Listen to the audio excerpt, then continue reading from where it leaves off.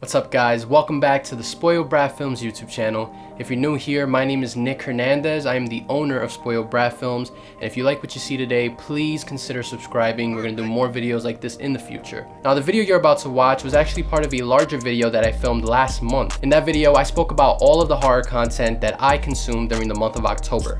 I originally planned to put it out for Halloween, but obviously that never happened. Due to technical difficulties, I couldn't finish editing the video in time for Halloween, so I decided instead to take that long video and split it into smaller videos. I didn't reshoot any of that footage, so it's exactly the same as it was in that longer video. And over the next few weeks, I'm gonna release each individual video until you get the entire thing. Because these reviews were originally for a longer video, they're kind of shorter than my usual reviews, so these are just kind of my brief thoughts. So without further ado, let's get to it. Now the first movie I'm going to start off with is The Howling, directed by Joe Dante and starring Dee Wallace. The Howling is generally considered one of the greatest werewolf movies of all time, but surprisingly I haven't watched it until now. I know, what a horror movie fan, but listen, I got to it, alright? Now I gotta be honest, even though I liked The Howling, I didn't really love it. I wasn't fully invested in the story, and honestly I kind of found some of the parts kind of boring, but The Howling does make up with that with a beautiful visual style and some great practical effects. The dream sequences in particular look so unique and make this film stand out over most werewolf movies. Speaking of the werewolves, I didn't really think the werewolves looked that great. They kind of looked kind of campy and cheesy, but the transformations themselves actually looked really good in my opinion, and all of the other practical effects looked top notch.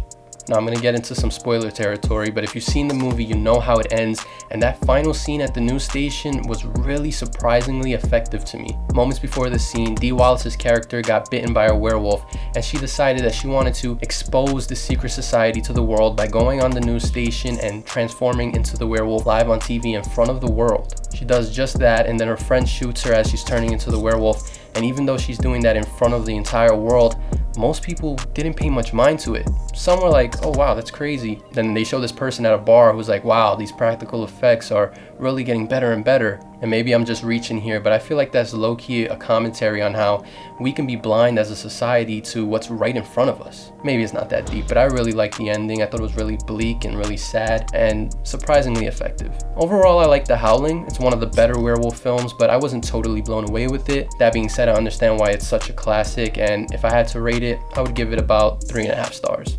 Now let's transition from werewolves to vampires with Netflix's Vampires vs. the Bronx. Vampires vs. the Bronx is about vampires who try to gentrify the Bronx by buying property off the residents and then killing them off. Now the subtext isn't subtle, but it's not really supposed to be.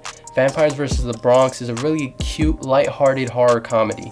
It's pretty cheesy, but honestly it goes with the vibe of the film, so if you know that going in, it shouldn't bother you. Method Man is in this film as kind of this hood priest, and listen, I love Method Man, but I think he's kind of miscast in this. I get what they were going for with the casting and the characterization, but I just don't think he really fit the role that well. Who is good though is Miro from Miro and Deezus. He's in this as a bodega owner, and he's kind of like this father figure to these kids, and he really surprised me in this role. He's really funny, his character has a lot of heart, and he was really enjoyable in this. One of the things that didn't work for me for this film was the ending. I felt like it was a little bit rushed and they could have done a little bit more with it. But overall, I had fun with this film. It was lighthearted and just a good palate cleanser. And in my opinion, is one of the few films to truly capture how it feels being a Hispanic kid growing up in New York, without the vampires, of course. I'd give Vampires vs. the Bronx a solid 3 stars. And that's it for today, guys. I hope you enjoyed hearing my thoughts. If you liked the video, please like and comment on it. Like I said in the intro, we're gonna have more videos like this in the future, so please subscribe if you haven't already. And don't forget to follow me and Spoiled Brat Films across all social media. You can find me on Instagram and Twitter at @TheNickAnthony. You can find Spoiled Brat Films on Instagram at Spoiled Brat Films and on Twitter at SpoiledBTweets. And if you want even more reviews from me, follow me on Letterboxd. I review movies on there all the time. They're brief reviews and I review movies on there constantly.